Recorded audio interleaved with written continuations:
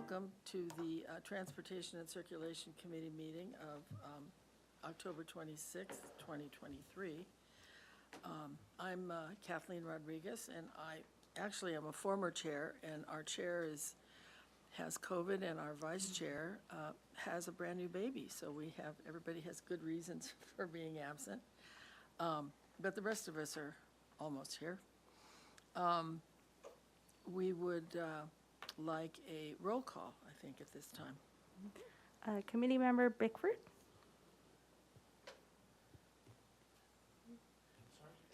Say here, hit the button. It's just a roll call. Hi, Larry Bickford here. Committee member Metzenberg? Howdy. Committee member Seedslag? Here. And Chair Rodriguez? Here. Committee Chair Malavos and Vice Chair Blackerby and Committee member Smith are absent.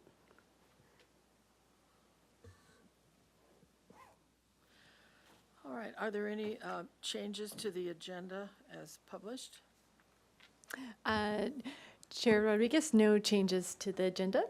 Wonderful. And we always have time for public comment at this time in the meeting for any general traffic and circulation issues, so we're opening the floor. Chair Rodriguez, there are no speakers for public comment.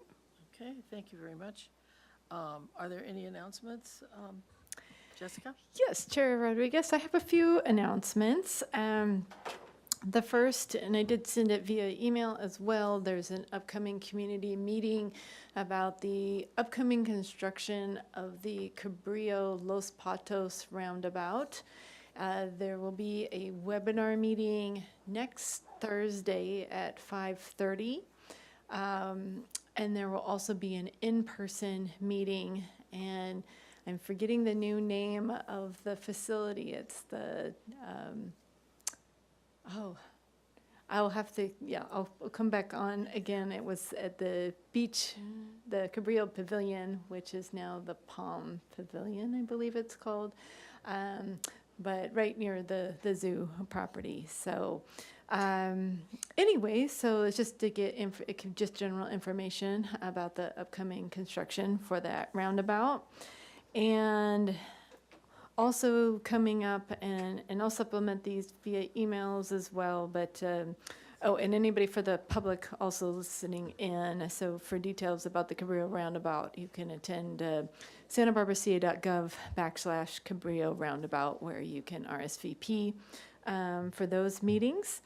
And we'll have some upcoming community meetings related to the Cliff Drive project, where it will be a bike path, multi-use path, and several crossings across Cliff Drive. It's one of the projects that we received active transportation program funding for, so stay tuned for those dates, but we hope to have in-person and webinar meetings for that one, just to get everybody up to speed. We held similar ones this month related for the Milpas Active Transportation Program grant project, and then with the other project with the West Side, several active transportation improvements for that we hope to have in the beginning of the year. The two other things I just wanted to bring your attention to, we had a media release probably about a month ago, but because you're ambassadors about our transportation system, we have an updated bike map on our city website now.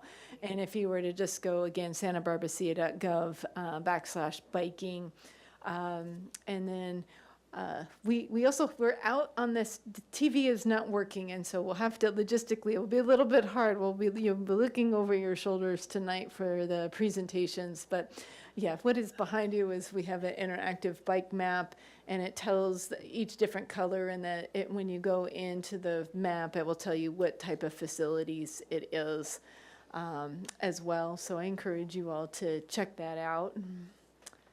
And then we also have of what infrastructure coming soon, that's in the blue color, of what's been funded and under construction or headed soon to construction in a few years for other active transportation facilities. And so that's one website update that we had. And we also have an update on our Vision Zero webpage for those members. Mainly, I think it was just Chair Rodriguez that was around when we released the Vision Zero webpage. It was originally done but with a consultant supported website, but with the update of our new website, we're removing all consultant supported web pages and integrating them into our new website platform. So it still has very similar content, but I wanted to just acknowledge the work that NAMI helped us in putting this together. And again, it just tells interested community members a little bit about our Vision Zero program to eliminate severe injuries and fatalities in our city roadways.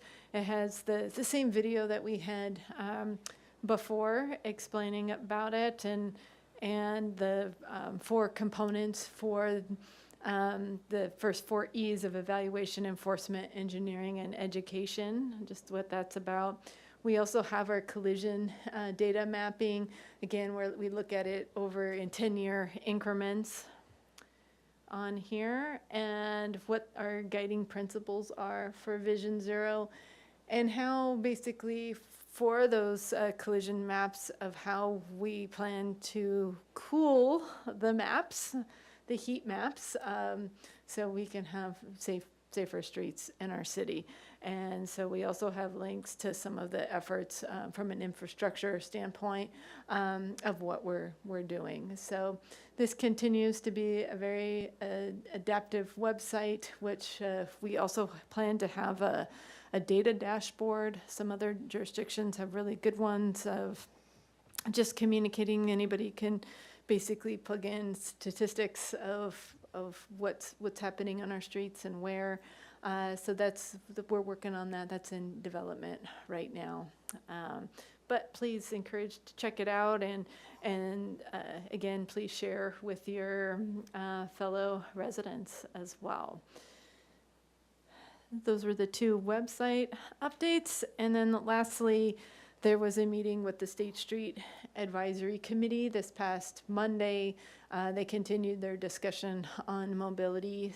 In case you missed the meeting, they are all recorded, so I encourage you to check that out. I'm not sure if they formally announced what the next meeting or content is, but I'll continue to keep you updated on that. Chair Rodriguez, that concludes my announcements. Well, thank you. It was a lot. Yes. A lot of good stuff going on. All right, next, we have approval of minutes from our regular meeting of April 27th, I believe. Is that what I have? Mm-hmm. October, December,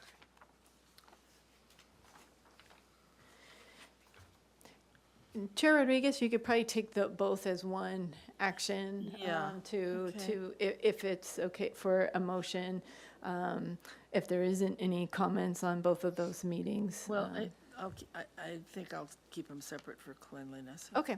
Process, that's all. So,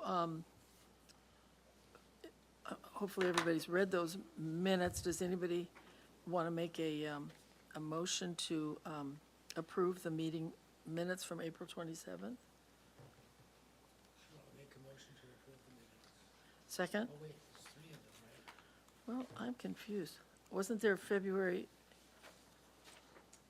No, 2 of them. Okay, Just to the, from April 27th, 2023, and also from July, that was a special meeting from 2027. okay, I'm sorry, July 27th, 2023. So I'll move to approve the minutes. any second? A second. All those in favor, say aye. Aye. Aye. Okay, that's done. Then we have our special meeting of July 27th. So I'd like to ask for approval of those minutes. A motion to approve the minutes from July 27th. Second. Thank you. All in favor? Aye. Aye. Aye. Aye. Okay, good.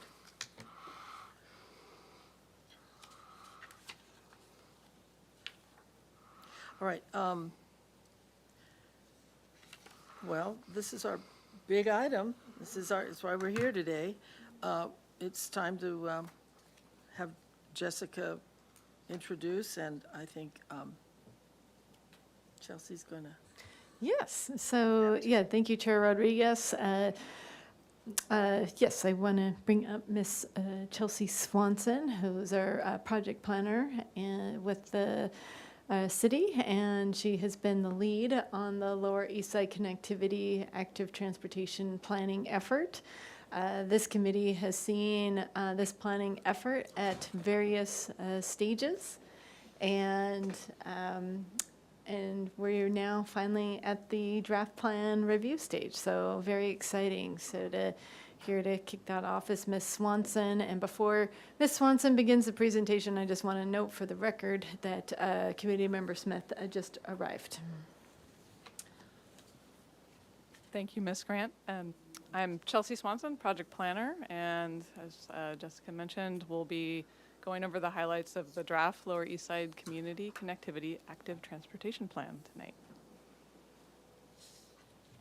And again, apologies, but the presentation is behind you, so if you want to. Yeah, so we won't be offended if you want to just move your chairs to get in a comfortable, that is okay, and then we can just switch back around. We apologize that Or you can follow along with your slides. That's what I'm whatever you asking. choose. Are the Yeah. slides going to pretty much be the order, other, or the blue yeah, one? yes, exactly. Okay, that'll be helpful. So I just want to make the point that our goal tonight is to receive this presentation, and if we are comfortable with it, we could even make a motion that we've reviewed it this is our third time reviewing the concept, and we're comfortable with it. We'll come up with a motion at the end of the discussion. Or we can ask that they come back and we can look at it again. So keep that in mind. You're not rushed, but you can be done with it and move it along to the city council if it looks real good. So thank you. Very well. Thank you. So you've heard about this planning effort before, but just to reorient everyone, we're looking at primarily the east side and lower east side neighborhood, and Highway 101 being a barrier for travel by walking and biking to destinations south of the highway. There's currently a 1.25 mile gap between the existing crossings. So the whole purpose of this plan was to look at ways to improve access across the 101 with potentially new infrastructure, and also improving upon the infrastructure that we already have in place. So this is an active transportation plan funded by the Active Transportation Program, and that program has specific requirements for content for the plan. I won't dive into all of these right now, but we can get into them at the end if you like. But this is basically what the plan needs to entail, or we have to identify why it is not within the plan. So all of these items are currently within the plan, with the exception of the resolution, which would come at adoption by City Council.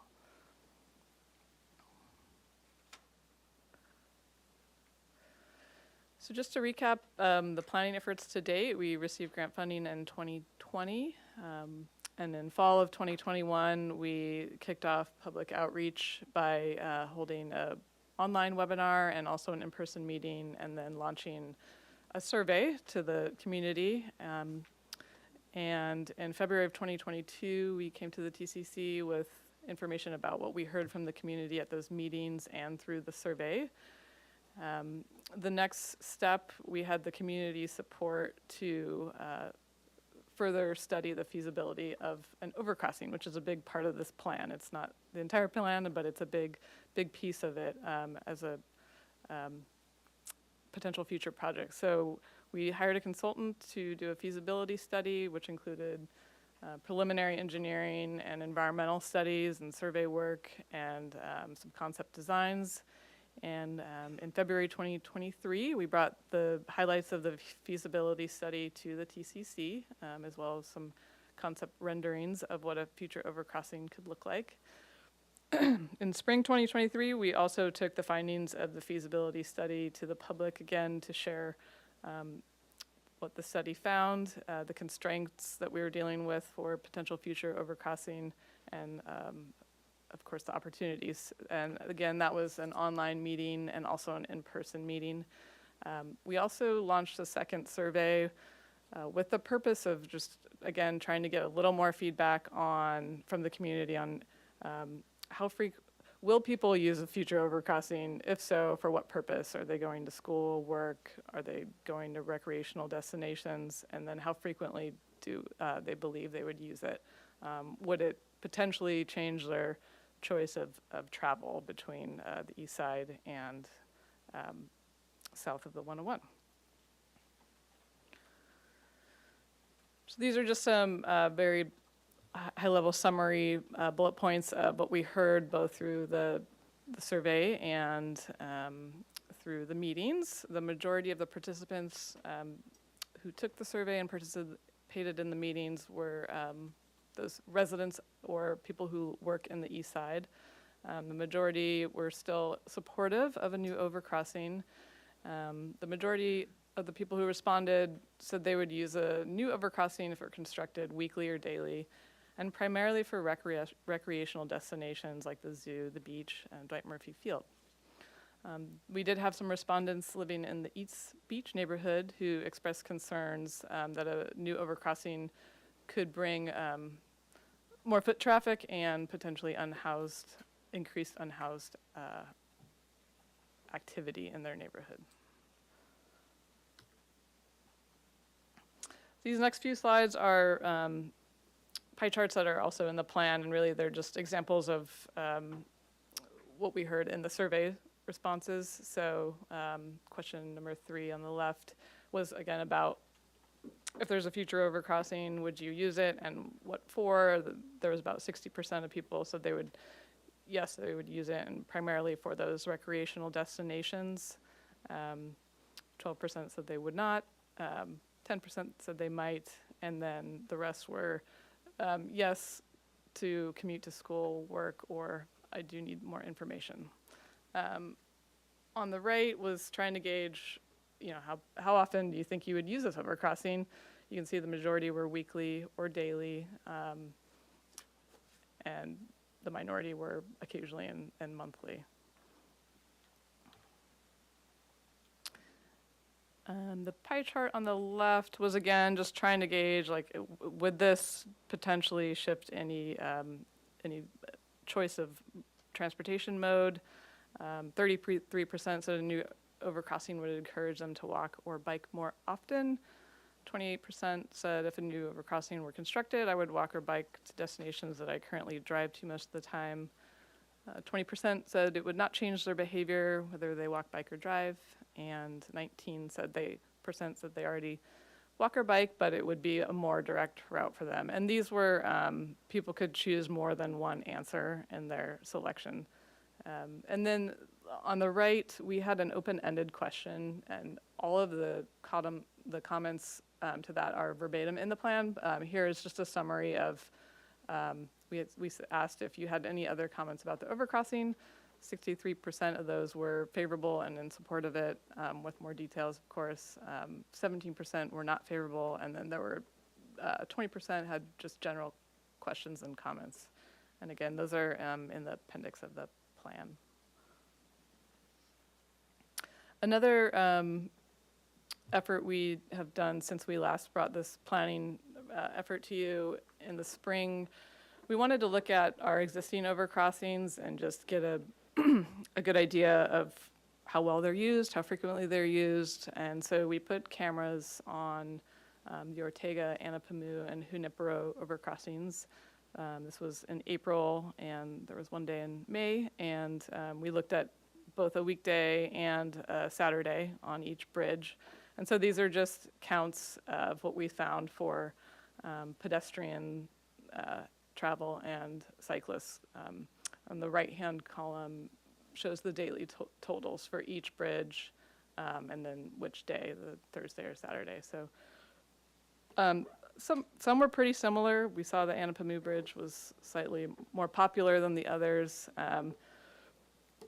The community that uses the Anapamu Bridge and the Ortega Bridge, similar densities to the Lower East Side neighborhood. So different destinations, but this helps us gauge at least somewhat of an idea of what we might expect with a new overcrossing.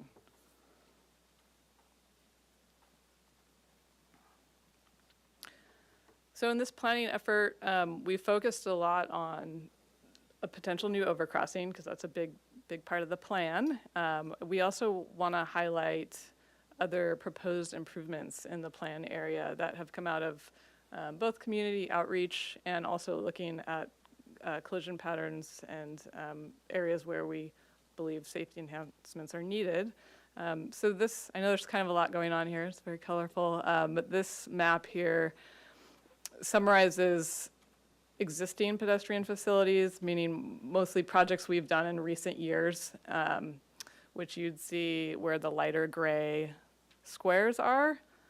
Those are recently completed existing facilities. Most of those are enhanced crossings, curb extensions. In some locations, there might be rapid flashing beacons. We also have the Soledad-Cacique bridge on here. And then to show where we're proposing new facilities would be the black squares, which one area that we're focusing on is the Salinas corridor and filling in the gaps where there have been recent improvements for safe crossings, and we are proposing additional safe crossings where that you can see the black squares are. And then that's also highlighted in yellow because we're proposing enhanced lighting throughout the Salinas corridor from the freeway up to the roundabout. The other proposed features to be noted on here, of course, in red is the overcrossing location. The other red on here is proposed sidewalk infill, and that would be on Aliso Street where there is no sidewalk, and that leads to Cacique, where we heard from the community that's the most popular existing crossing location of 101, so it'd be filling in that gap to connect to Cacique Street. Did want to point out the purple on this plan really highlights other safety enhancements in the plan area that are not proposed necessarily out of this planning effort, but are planned or funded through other city projects. For example, Dwight Murphy has a entire renovation planned, and there'll be sidewalk infill around the entire park, which would tie in, of course, to the new overcrossing location. Over on the east, we do have a funded roundabout at Los Patos and Cabrillo, which will be coming soon. The first phase in an important project at the Cabrillo connection under the highway. The purple line you see, the dark purple, is not funded yet, but it is a proposed connection multi-use path that will also enhance both pedestrian and bicycle connectivity under the 101. On the west side over here, there's a proposed, actually a funded path that would be on Milpas Street between Cacique and Hutash. This is an area that we did here in public outreach, was a concern for some people. They like the Cacique undercrossing, but then when they get to Milpas, it's less comfortable for cycling in general when you head south. So fortunately, we do have a funded project that is planned for 2024, I believe, to be constructed. That's exciting. And then the dark purple line on Milpas, you see starting at 500 and going off the screen, that is the ATP Cycle 6 Milpas Safe Crossing project that's just kicked off in design, and it will also be nicely tied into the proposed enhancements in this plan. See if I missed anything. I didn't really go over all the different locations where we have proposed curb extensions, but within the east side, they're in safe routes to school and filling in the gaps where we need to fill them in on existing routes. And then also along Canada Street, where the future overcrossing would be constructed. It will connect to that. And then over on Casique Street, where there's also an existing crossing, we'd be adding curb extensions there.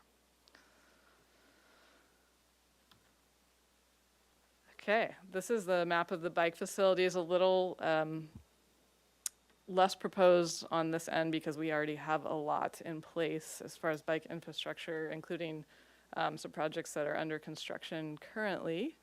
The existing bikeways, a little hard to see, sorry, are in the light blue. We didn't separate them into classes on this map just for trying to keep it somewhat simple. You'll see the dash line on Alisos Street is the Alisos bike-friendly street that's currently in construction right now and will be for the next few months. And then really what's proposed on this sheet is, again, the overcrossing and then adding a segment to an already bike-friendly street from Punta Gorda to the overcrossing, just completing that connection there. The other features I already went over, excuse me, on Milpas and over on Cabrillo under the 101. And then, of course, the B-cycle stations are called out on this map as well.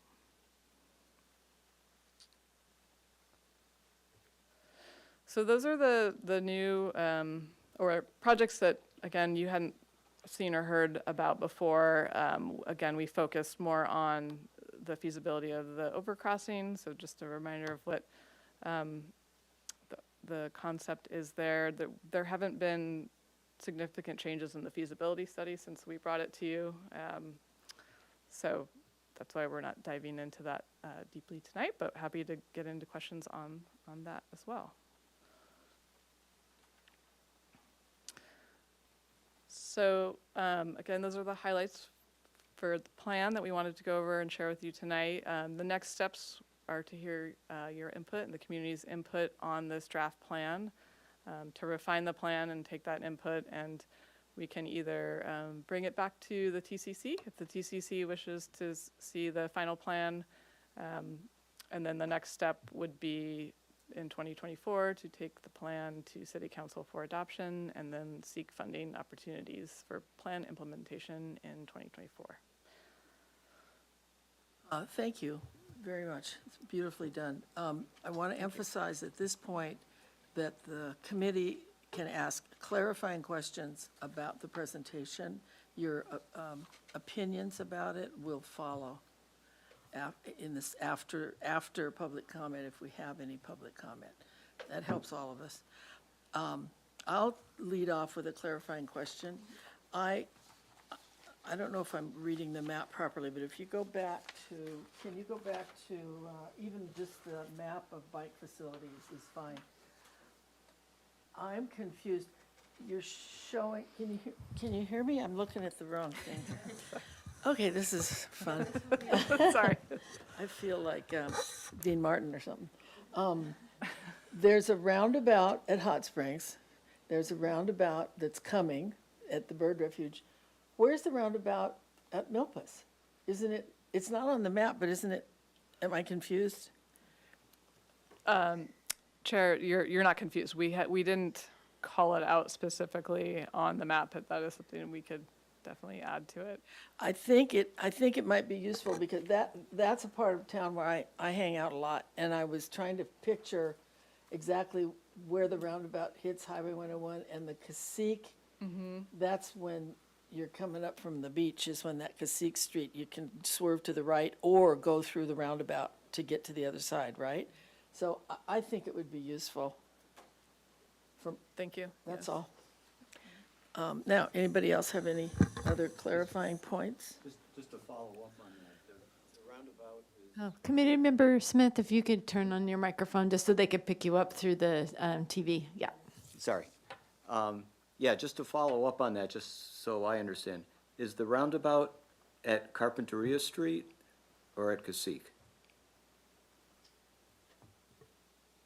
It would be at Carpinteria, Yeah, it would be up here, if you can see my That's what I cursor. thought, because I Yeah. thought it was interesting how bright the maps you had showing where people actually went, where they like went under the 101 and then followed around and then went up Carantino. Is that how you say it? And anyway, people were choosing to cross the 101 twice just to avoid that other area. I did want to share, in those maps that you're referring to, which I have at the end of the, It's a different presentation, I know. I do, I believe, are you Yeah, referring to these?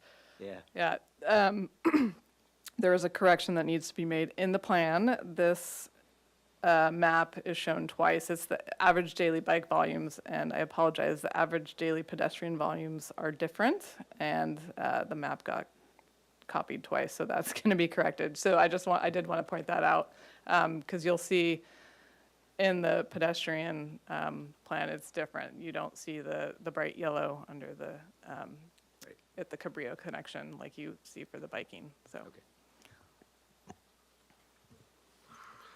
One question, and forgive my ignorance on this. So a bike-friendly street, what is that? Just, I mean, starting from like just a normal street, cars, asphalt, line in the middle.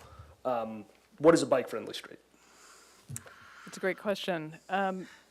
So a bike-friendly street would usually have features that encourage lower volumes and lower speeds on the street. It could be a combination of traffic diverters. So vehicles need to turn at certain intersections, so you cut down on the cut-through traffic. So you're reducing traffic volumes on a street that already has lower volumes. And also, you would have physical features in the roadway, like we call them landscape peninsulas. So it's something that makes the street look slightly narrower, usually in place of a parking space. So it just creates a visual cue that I need to slow down. And as you may have seen on the west side recently, we've installed some of these features, and they have speed humps often in the middle of them. So it's using engineering features to create lower traffic volumes and lower speed so that it's more comfortable for someone to ride in the roadway. And usually there wouldn't be a separated facility, it's a shared facility. Oh, so there's no bike lane, just there's obstacles in there that slow the cars down. Correct, so it'd be more creating a comfortable environment, but not designating with a bike lane. And typically, if you're driving down, you would not be able to go down that entire street corridor, that at some point a vehicle would be diverted off of that street. And again, to keep the volume of vehicles lower, so cyclists feel more comfortable riding alongside traffic because there isn't a dedicated bike facility. So, is this still a two-way street? I don't even know if this was a two-way street to begin with, is it? Sorry, could you clarify which street are you talking about? Oh, I'm talking, the proposed one, that would be at Pitos, is it Canada or Canada? I don't I know. think it's Canada. but Canada, we'll go with Canada. It depends who you ask. There's no Enye there, so. Yeah, so that would remain a two-way street. Okay, so that's a two-way street, so, but with this, there's no, like, white line divider, bike line, there's just these obstacles and everything. And in this location, I imagine, and Derek might want to jump up, we'd probably have stenciled sharrows on the street, so more signage that you're heading towards an overcrossing. There would be a curb extension. Is there a good place in town where I could go and like, you said on the west side where I could like Yeah, go we see what just one of these looks like? recently installed along Gillespie that connects Oh, to Gillespie, three okay. schools. So it's a safe routes to school route. And then also on San Pasqual, which is also a school connection route and also a big connection for people commuting in, typically from Goleta into downtown. So similar features that are coming soon. We resume construction on Aliso Street. So that will be happening over the next, as Ms. Swanson said, a couple months for those. It's been the hardest to communicate. These features are worldwide. That's why I gotta go see them. Yeah. Yes, but it's the first time we're seeing them in our community. But they're a little bit harder to communicate because bike-friendly streets, it's not a one-size-fits-all. They're all slightly different depending upon the nature of where they're located. Sure. And they're called, you can hear them as bike-friendly streets, bike boulevards. Again, depending what country you're in, then there's different names as well. But yeah, we can certainly, happy to give you a tour of those. Okay, appreciate it. Thank you. And then Sola Street as well. It connects basically the west side and the east side, because we don't have a strong connection. East-west route, it's only the Beachway is our east-west route right now. And so that was a big request from the bicycle master plan to have a strong route that gets everybody from those neighborhoods to downtown. And so we're still doing work on there, still needing to do the paving work, and the striping will come in, but you'll see the some of the diverters have already been installed, but we haven't activated either the traffic signals there as well yet. I think Larry Bickford has a question. Is the bridge design, is that finalized or is it still fluid? What's the status with that? It's a great question. So we've completed just a feasibility study, which is really a preliminary, engineering preliminary. It's to tease out all the project constraints and what we're working with. So there is not a funded project for the bridge yet. It's really just a feasibility study. So the design is not final, but they have a really solid idea of what would work best in that location based on the Okay, study. so Does that make sense? question begets my next question, which is, when this goes to city council, what's their process? Is the bridge going to be separated into a different funding cycle than the rest of the project? Are they going to see it all at once? How does that work? And does it matter to us? Yeah, they see the, yes, committee member Bickford through the chair, if the draft plan comes as one package for them to review. But typical with a lot of our planning efforts, you cannot fund with just one typically grant application. Usually it's through a few grant applications. It depends on what the source that we're going after. And sometimes we break that further into phases for full design, et cetera. So this bridge would still require a design review by our committees and all of that. We kind of have an idea of, like, again, these are just recommended the illustrations.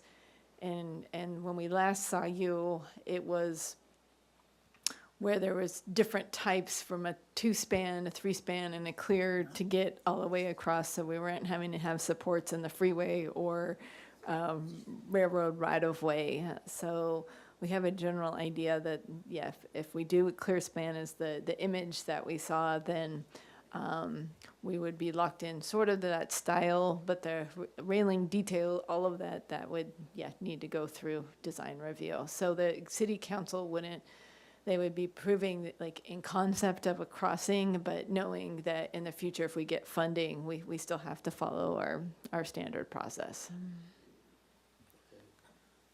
So our process here tonight is to say, this is a good idea, go for it. Go for it? Is that? Yeah, your job is to review just again, we're stipulated from this grant that there's certain components to make it an active transportation plan that meets the criteria of where we're getting the funding. So you're reviewing the plan in its content, and then that there's recommended capital projects And if they had any questions of how things are written or portrayed in the plan or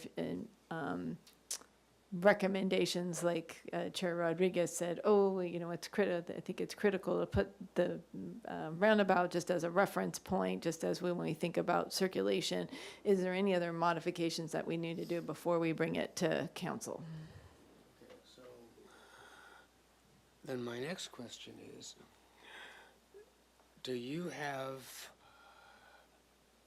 a design flow, like which you'd like to see happen first, which is most likely to get funded first or second? Is there an overall plan that you're going to tackle this first, then this? That's a great question. There's, I think what we asked for city council and what we've asked for like past active transportation improvements is,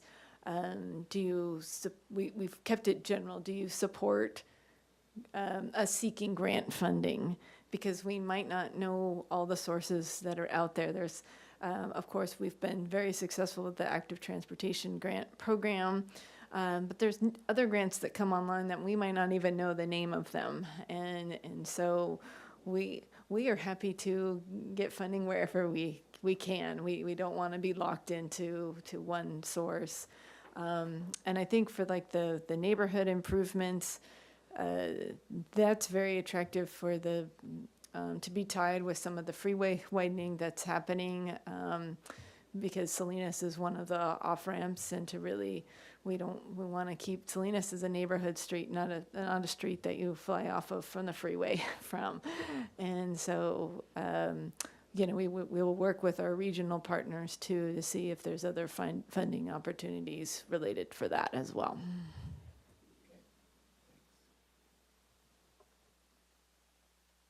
So I had a couple questions. One, I think when you were kind of going through the process efforts to date, I think you maybe briefly said something to the effect of environmental review. And I was just wondering for clarification for process purposes. I assume like a full EIR is done later, or has that been done already, or where does that fit in? Sure. So there's typically, in the CEQA world, when you have a draft plan, that planning efforts, there's exemptions for planning efforts. But when you move forward with a specific capital project, then yes, that initiates the review from the California Environmental Quality Act. And then depending upon if we have federal funding and state funding, sometimes we trigger the National Environmental Quality Act as well. So bottom line, we would know. We did have that looked at in the feasibility analysis, just to get an understanding of what potential red flags are. For us, we would know that we would need to go through agency permitting, because the landing area adjacent to Dwight Murphy, we do have to cross Sycamore Creek, and so there would be some temporary and potential permanent impacts just to get the bridge over the creek. But we worked with, again, our partners in flood control to make sure that the bridge span would not impact any future widening efforts, et cetera. Another issue area we'd have to dive into more is archaeological. But there's been a lot of work in that area, and it's more of a documentation standpoint. For that, we don't believe we're in any sensitive resources, but you still have to go through all the reports to document that. All right, thank you. And then my next question was, just because I know, reading through the public feedback on this, that some of the negative responses were often around like cost. And just to clarify and say it in one spot, this is funded by grant funding that is for transportation purposes. So this is not necessarily like pulling from other city expenses to the full cost of the project. Is that accurate? Yes, it depends what the grant source is, because some of the grant sources require a certain amount of match monies. And then that would be for city council of, if they choose for us to pursue grant funding, we would have to return to them for approval if match money is required or not, if they approve of that or not. But typically for match monies, that comes from the streets transportation capital budget. So we're not taking from other budgets or general fund budgets in the city. Thank you. Wow, those were excellent questions, everybody. Peter has one more. I saw sorry, I don't have the printouts with me. But I saw there was a reference saying that the 3 existing bridges to the west are all not ADA compliant. But I think I sent you an email. I kind of measured the grades and everything, and, you know, becoming an internet genius on ADA, which, you know, what I read may have been out of date. But it looked like at least the easternmost one of those, I forget which street it is, De La Guerra, whatever it is, that one actually seemed to be compliant. And it's like twice the grade that your proposed one is. It has the little rest stops every 12 feet, there's a 30-inch flat spot. So yeah, I'm just wondering, I think I had asked this last time we talked about it. It's like, what are the ADA requirements that are a problem? Like what are we trying to make this meet? That's a great question. So I did, because you brought it up at the last meeting, I did also go out and look at the slopes of all the different bridges. Ortega is the most compliant. However, there were sections that were non-compliant that ranged from 7 to 9.5%. 8.33% would be the max slope, but then you have to have level landing areas, I think every 30 feet.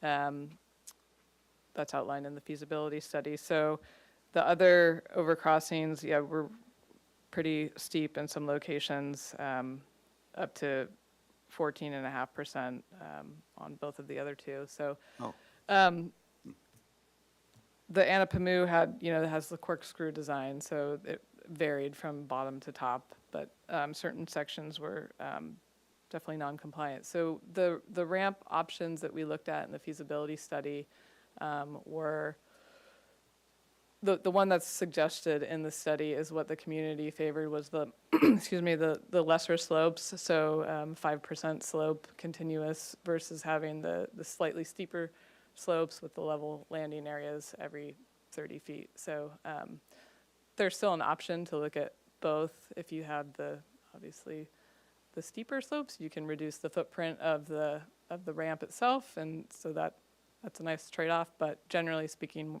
most people wanted the 5% max when we asked that question. And just to add on to that, just as a general disclaimer, ADA regulations are always changing, and so what we had for the feasibility analysis are the regulations that are at this point in time. It's common as we move forward in design that the regulations change again. So it's always whatever the most current regulations are at the time is what we build to, or if we know that there's certain elements about to change, then sometimes, we can modify the designs. Happens all the time where, especially with parking layouts, or that the next day it's out of the next compliance. So, but that is the goal to make it accessible. Yeah, I mean, I'm sure even the 14% Junipero crossing was in compliance when it was built, but it's a beast. Well, I'm learning a lot this evening. Do we have any more clarifications before we move to public comment? Okay, I think we're good. Do we have any public comment, folks? Chair Rodriguez, there are no in-person or online requests to speak. Well, thank you. All right, then we can move to, it's kind of easiest, I think, we can have a little consensus here. We could make some sort of a statement that we'd like to vote on up or down, and then have a discussion about it, or maybe have a little discussion and then make a statement. What's your pleasure? Chair Rodriguez, I think, if there is, now time for comments, and depending upon the theme of comments, then assess accordingly. Yeah, that sounds great. Who wants to go first? I'll go first. Okay. All right, let's see. The first thing I just wanted to say, slide 9, I think. I just wanted to say that I love this slide, and this was very helpful as I was going through the initial report. And I find, like, when I'm looking at these a lot, I'm always wondering, one, like, where are the schools? Like, where are people going? And two, where has, where has previous work been done? I think often sometimes, when we say that we're extending in one spot, I wonder about another spot. Is it that it's already done, or that it's a lower priority? So I just wanted to say thank you for that, and for all this work you put to compiling this report.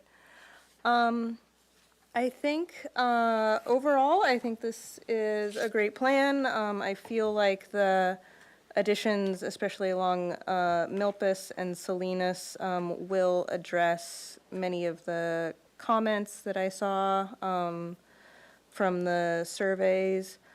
One thing I was wondering about that I don't think is an issue now for this plan, just knowing that the overcrossing is probably not going to be built, right away, that will come later, is that a lot of what we're doing here is based on the bicycle and pedestrian heat map, which shows a lot of people using Milpas to go underneath the freeway, and that seems to be the main place that people are going underneath. And so I think there were a lot of people saying it was dangerous to ride or be a pedestrian there, so I still think it's great to do these improvements, but someday, once that overcrossing is built and the pedestrian and bike traffic shifts a little bit, I just want to make sure that there's still enough facilities where it comes out. And I think actually slide 10 made me feel a lot better about that than when I was looking at it before. So it looks like there are some good bicycle accessible routes. But I just wanted to note that as this is developed and as the bridge is added, that patterns are going to change, and we should just continue to monitor that. Overall, in favor of this plan.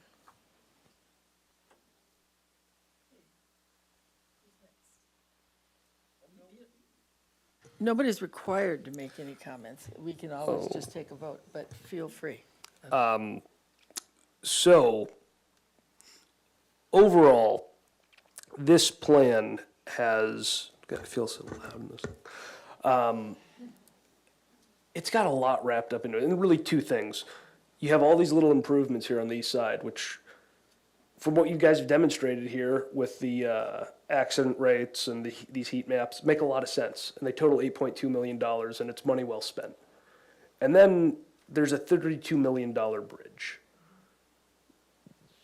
Wrapping these two things together, when I could easily get behind that first part, the second part I can't get behind at all, because it's $32 million with not very good ROI. As staff's already pointed out, this is primarily going to be used for recreational use. $32 million for people to go to a park. So I went on Google Maps before this. currently from the base of Canada Street and is that Pitos to get to that park, that is a 24-minute walk. It's a 6-minute bike ride and it's a 5-minute drive. Once you build that bridge, that's what, 4-5-minute drive. So 6-minute bike ride, $32 million. Reading through all the public comments, yeah, I don't agree with the guy on the east side about vagrancy going to the east side. I think it's going to go the other way. When I walk around that park down there, there's a lot of vagrancy down there, and it's giving them a highway right into the east side. I think that's a very valid concern, and I think parking for the zoo is also going to migrate over to the east side there. So $32 million for something for recreational use? No, it's just, if it wasn't $32 million, my opinion would be totally different, but $32 million, no, I can't get behind that bridge. Everything else is great, so, yeah.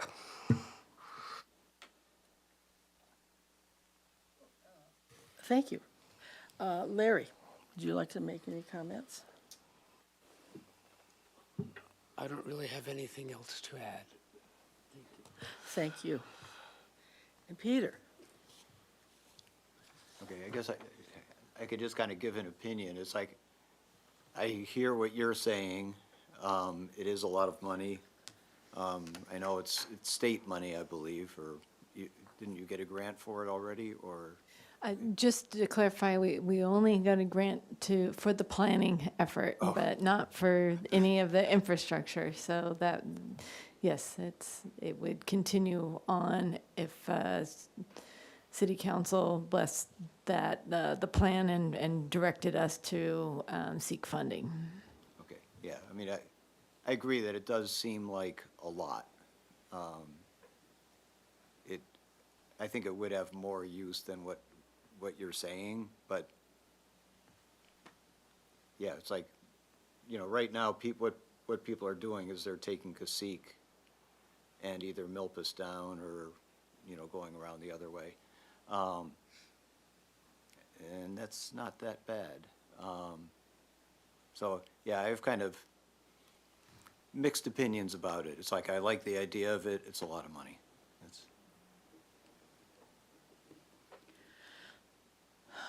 Okay, well, I guess that leaves me. Go ahead, Larry. It might seem like a lot of money, but the equity issue of helping those people get from their residences to the other side, I think is important. And if it saves just one person from getting injured, that's $32 million well spent. And we don't really know how much it's going to cost. And I believe that staff has looked at other alternatives and have found there really aren't any other alternatives. Can't go under, you have to go over. And as far as the utilization, I think, as it's often said, if you build it, they will come. So I think it's worth pursuing.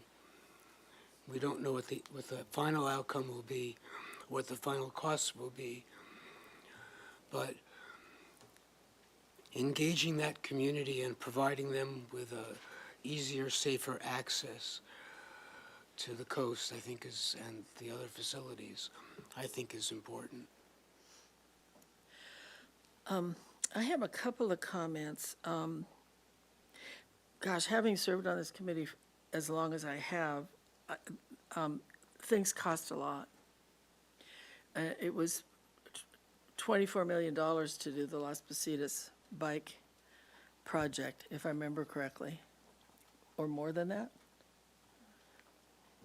About 16 million for the construction part, more money for the actual design, planning effort, environmental and design. Well, plus the roundabout at Cliff Drive. If you wrap that all up, we're getting over $20 million.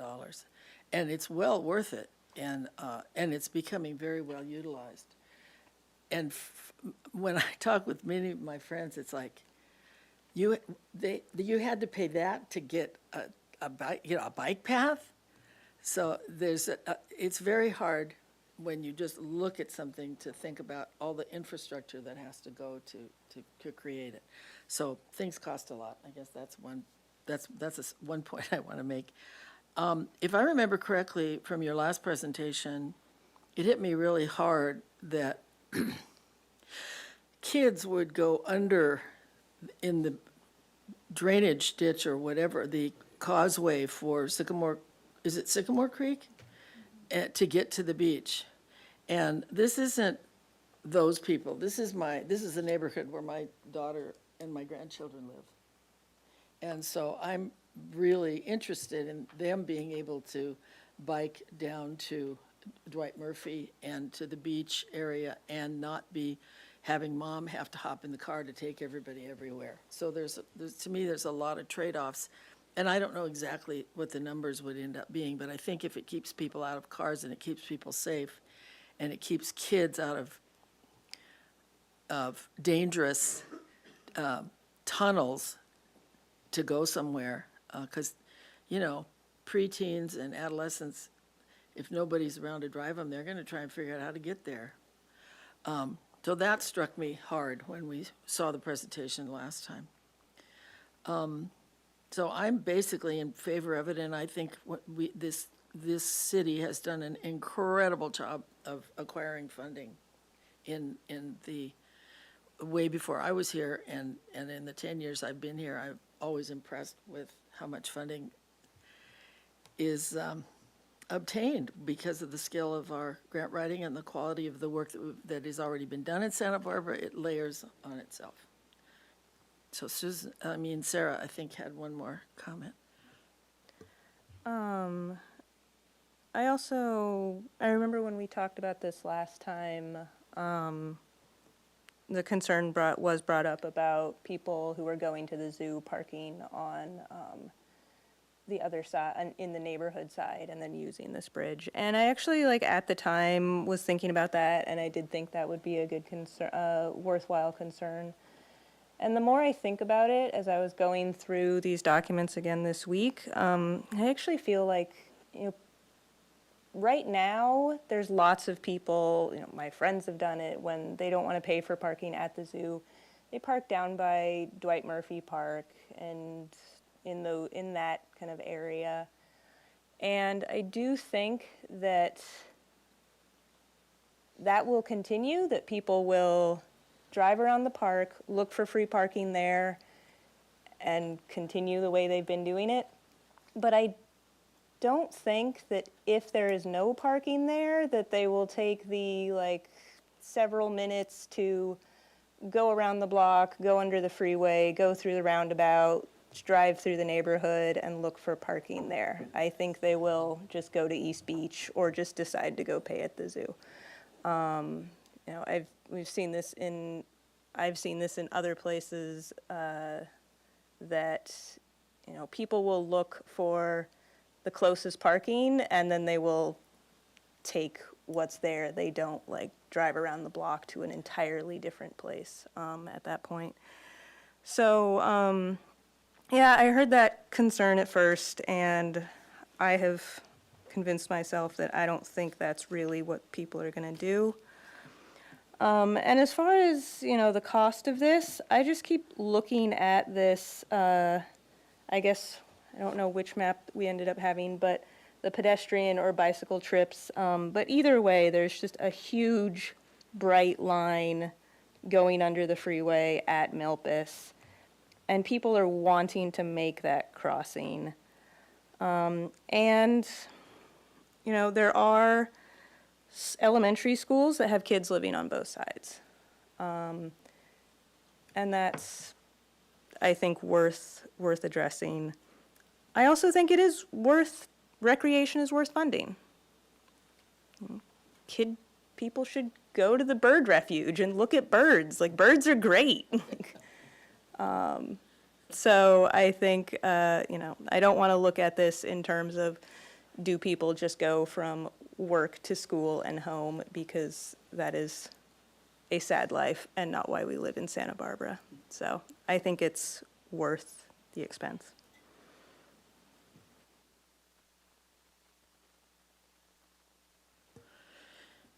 Well, I don't think we have a flat, straight, recommend the draft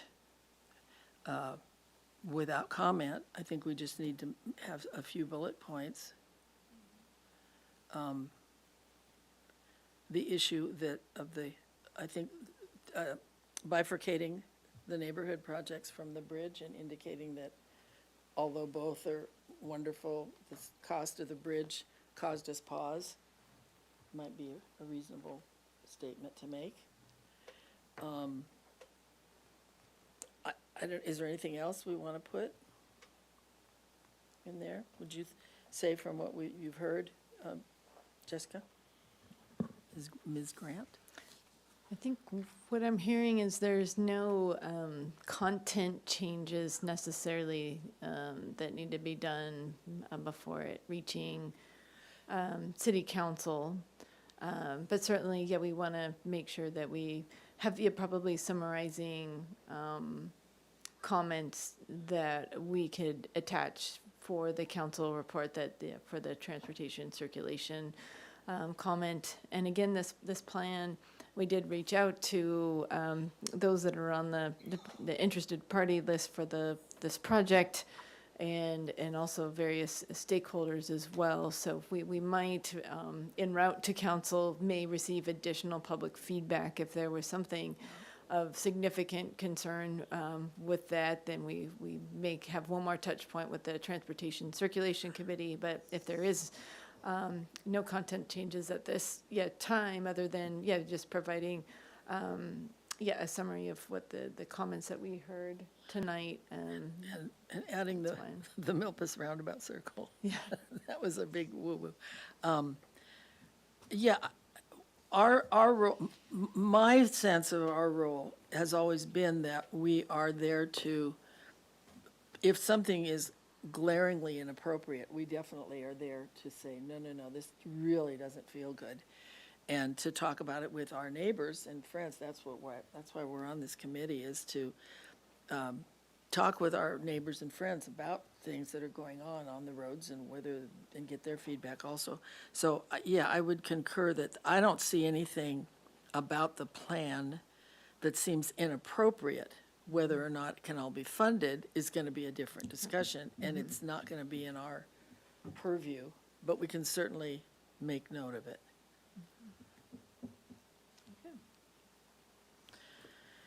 So with that, I think we could provide the feedback that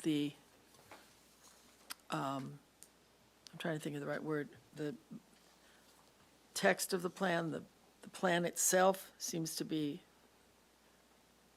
reasonable, appropriate, and with our comments about concerns about the costs of the bridge versus its importance. Yeah, I think the proposal is really well done. Yeah. It's just not, So do you have anything we could do a up and down vote on with those, just a couple comments, or how should we do this? I'm just going to pause for 1 second just to Sure. make sure that for recommendation that again, the recommendation is just, for review and provide feedback. So, we don't, We have- I think so what we've heard in the feedback, that it is okay to move forward. The cost is still a concern, and mixed feedback from the committee. I would say in general it's expensive, but the purpose and intent, if some outweighs the costs. And then one committee member comment, Metzenberg, I did want to make sure we have on the record that that might, the cost is too high to provide, again, with the value. Yeah. Would that be appropriate, committee member? If I was going to word it, I'd say I don't think $32 million for that bridge is going to generate an adequate return on investment. That's his personal, there you go. With that caveat, the committee, having reviewed the plan, believes it is, can be recommended to city council. Would we like to see it again before it goes to city council? I don't, You haven't suggested any changes? no, don't I see it. agree. I don't see how it can be made less expensive. Yeah, and the things that they wanted to do are good. Do we need a motion to approve the draft plan? Well, that's what Jessica's kind of drafting a little bit there. Yeah, we had it to provide feedback, but I think we could, within the feedback, just, yeah, I think we could say that, yeah, that it is okay to proceed to city council.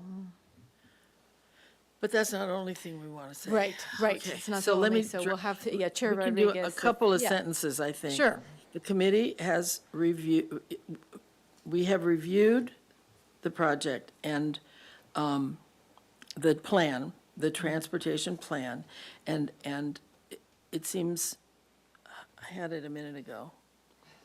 We have no objections or corrections to the plan as written, period. Okay? I hate to pin you on the spot. Peter also mentioned that it seemed a little expensive, so I don't, I mean, you two also kind of changed my mind, that, you know, well, all right, then, I don't have a good feeling. committee member Metzger, did I get it right? Metzenberg, I'm sorry. So Metzenberg is concerned that the return on investment at a cost of $32 million wouldn't be, you had it, you said it better. That the return on investment for the bridge is not. Or is too low, maybe too low. Yeah, it's, I think, Chairman, please clarify for the record, but, yeah, $32 million bridge is not adequate return on investment. Or will not provide. Will not Not provide an adequate return on investment. Seems like a lot of money to spend for what we're asking it to do. So if you can clarify that. Okay. Okay, but we have to have something we can straight up feel comfortable having a yay or nay with.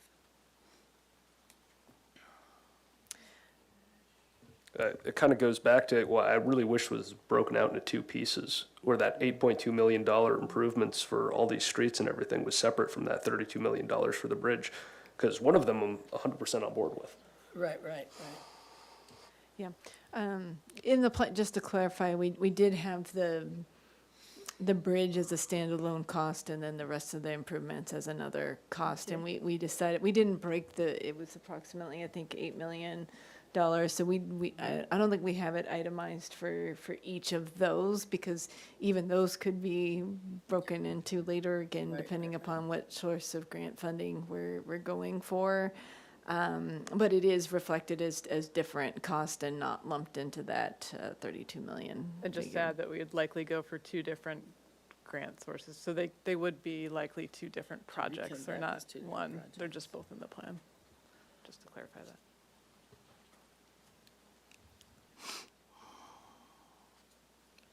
Well, the committee's feedback is that we don't need to see this project again before it goes to city council.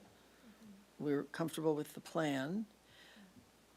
We have some concerns about the costs, specifically the $32 million for the bridge may not give us an adequate return on investment. Can we get that verbatim, somebody? Have you got it, Nami? Okay. Okay. Do you want to read that back and we'll vote on it? Putting too much pressure on you? I think, I had a head nod, I think we can make the minutes accordingly. that- Okay, yeah. well then, you heard what I just said. We basically agree with the plan and support it going forward to the city council. We have some concerns about the cost of the bridge and its return on investment. So, that's the motion. Okay. Anybody want to make a second? I second. Thank you. Okay, all those in favor? I Aye. Aye. Thank you. Well, that was, I think we did okay. A little painful, but we made it. Yeah. Thank you for everybody's patience. Okay, I guess this is our last meeting of the year, I think. I think so as Can well. you believe Yes, I it? can't believe it, but I think with, again, with the State Street, you've seen that in different aspects, so I don't know if we would have another special meeting as it relates to that yet, but as far as completing our scheduled meetings, we are done with this year, and then normally we resume in February of, 2024. But again, if there's anything that comes up, we still may have a special meeting, but we'll give enough advance warning to confirm a quorum. Before we close, I just want to say that I really encourage all of my fellow board members and anybody who watches this to watch the State Street meetings, the State Street, the long-range plan, State Street meetings. I think it's very relevant to our work here, and we will end up being involved in it in the future. So I think it's as much as you can, even though we're not required to go to those meetings, I think it's very important for us to watch them if we can. They're easy to get to and look at them on your iPad after they happen.